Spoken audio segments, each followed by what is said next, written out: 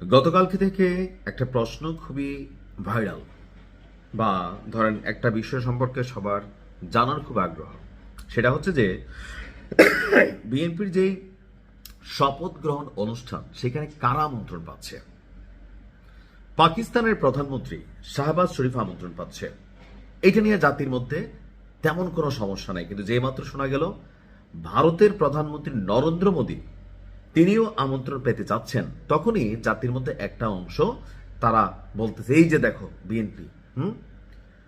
কিন্তু জামাতের যে সকল নেতাকর্মীরা এই বক্তব্যটা দিচ্ছে, ঠিক নির্বাচনের একদিন আগে জামাতের যিনি আমির ছিলেন তিনি কি বক্তব্যটা দিছিলেন? গণমাধ্যমে আসে নাই যে জামাত যদি ক্ষমতায় যায় তাহলে ভারতের সাথে সুসম্পর্ক থাকবে, গড়ে তুলবে, এমনকি বাংলাদেশের জমিন ব্যবহার করে ভারতে কোনো নাশকতা করার সুযোগ হবে না। তো এই যে বক্তব্যটা দিছে, এটা কার পক্ষে গেল? এটা আসলে কূটনৈতিক পক্ষে গেল বা কূটনীতির পক্ষে। দেখেন, আমরা যে যত কথাই বলি, ভারতের সাথে সখ্যতা প্রত্যেকটা সরকার প্রধানকে রাখতে হবে। আপনাকে এখানে পারসেপশন বুঝতে হবে যে ভারতের সাপোর্ট ব্যতীত বাংলাদেশ এখানে ব্যবসা বাণিজ্য, ইকোনমি, আপনার হচ্ছে যে আপনার সীমান্তগত এরিয়া, তাদের সাথে বিভিন্ন নদীর যে চুক্তি, বিদ্যুতের চুক্তি, এমনকি বিভিন্ন পণ্য আমদানি রপ্তানি, এখানে ভারতের একটা বড় ভূমিকা বাংলাদেশের সাথে কানেক্টেড। এমনকি বাংলাদেশকে স্থিতিশীল অবস্থায় রেখে যদি শাসন করতে হয় বা দেশ চালাইতে হয়, সরকার চালাইতে হয়, সেই ক্ষেত্রে ভারতের সরকারের সাথে সুসম্পর্ক রাখতে হবে। ভারতের বিরুদ্ধে মুখে মুখে যুদ্ধ ঘোষণা করে দেওয়া, দিল্লি না ঢাকা, এগুলো হচ্ছে এক ধরনের স্লোগান। বাট রিয়েলিটি হচ্ছে দিল্লির সাথে আওয়ামী লীগ যেমন সুসম্পর্ক রাখছে, সেখানে কিছু নেগেটিভিটির মধ্যে একটা ছিল যে ভারত যা বলতো আমরা কোনো রিপ্লাই দিতাম না। সীমান্তে বাংলাদেশের মানুষকে বিএসএফ গুলি করে মারত। তৎকালীন সময়ে আওয়ামী লীগের মন্ত্রীরা বলতো বাংলাদেশের মানুষ গরু চুরি করতে যায়, তো দেশে মানুষের জন্য কর্মসংস্থান কেন রাখেন নাই?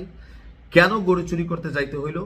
গরু চুরি করার জন্য যদি যায়ও, আপনার জনগণকে গুলি করে মারতেছে, আপনি জবাব দেন নাই। এই কারণে মানুষ আওয়ামী লীগের উপর ভারত ইস্যুতে খুবই নেগেটিভ ছিল, বা বিভিন্ন সময় আমাদের মন্ত্রীদের যে সকল মন্তব্য। কিন্তু বিএনপি আসলে কেন নরেন্দ্র মোদীকে এই শপথ অনুষ্ঠানে আমন্ত্রণ জানানোর পরিকল্পনা করলো, বা পাকিস্তানকেও করলো?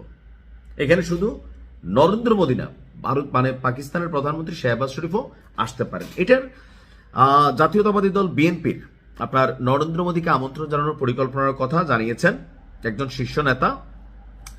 ভারতীয় গণমাধ্যম WION কে দেওয়া এক সাক্ষাৎকারে এই পরিকল্পনার কথা তিনি জানিয়েছেন।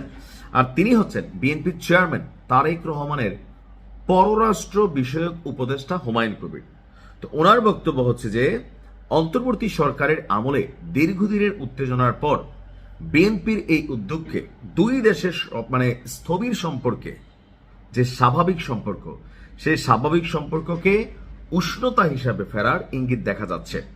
তিনি বলছেন যে এই অঞ্চলটি আমাদের জন্য গুরুত্বপূর্ণ। তারেক রহমানের পররাষ্ট্রনীতি একটি গুরুত্বপূর্ণ অংশ। আমাদের লক্ষ্য এই অঞ্চলকে প্রভাবশালী অঞ্চলে পরিণত করা। উদ্বোধনী অনুষ্ঠানের আমন্ত্রণ পাঠানোর ক্ষেত্রে অগ্রাধিকার রয়েছে। সময়সীমা কম, তবে সদিচ্ছা আছে। আর এই আমন্ত্রণের মাধ্যমে আমন্ত্রণকে সুসম্পর্ক গড়ে তোলার লক্ষ্যে নেওয়া একটি শুভেচ্ছা উদ্যোগ বলে বিএনপি মনে করছে। তিনি বলছেন যে আপনি কাউকে অনুষ্ঠানে অংশ নিতে আমন্ত্রণ জানালে স্বাভাবিকভাবে তার উপস্থিতি প্রত্যাশা করেন, এটি সদিচ্ছার বহিঃপ্রকাশ। তো তারেক রহমানের যে বৃহত্তর পররাষ্ট্র কূটনীতির চিন্তা ভাবনা আছে, সেখান থেকে আশেপাশে যে দেশগুলো আছে তাদেরকে তিনি আমন্ত্রণ জানাতে যাচ্ছেন। এখন এটার মধ্যে এখানে অনেক কিছু কানেক্টেড। সার্ক এবং বিমস্টেক নামক যে সংস্থাগুলো আছে তাদের সাথেও এই পররাষ্ট্রনীতিকে ব্যবহার করে একটা পজিটিভ ভাইব তৈরি করবে। দেখেন, মুখে মুখে ভারতের নিয়ে কথা বলা সোজা, কিন্তু ডক্টর ইউনূস সরকার 18 মাসে ভারতের সাথে কয়টা চুক্তি বাতিল করছে? ভারত থেকে উল্টা দেখেন কি পরিমাণ পণ্য আমদানি রপ্তানি করছে। তো পণ্য খাইছে কি? আমরাই তো খাইছি। ব্যবহার করছে কি? আমরাই তো করছি। আপনি খাইতেছেন, ব্যবহার করতেছেন, এটা তো বাস্তবতা। সেই জন্য ভারতের এখানে ভূমিকা আছে। তারপর নিরাপত্তা ইস্যুতে ভারতের যথেষ্ট ভূমিকা বাংলাদেশের সাথে কানেক্টেড। যেমন ধরেন রয়ের ভূমিকা বা সীমান্তবর্তী বিভিন্ন ভূমিকা।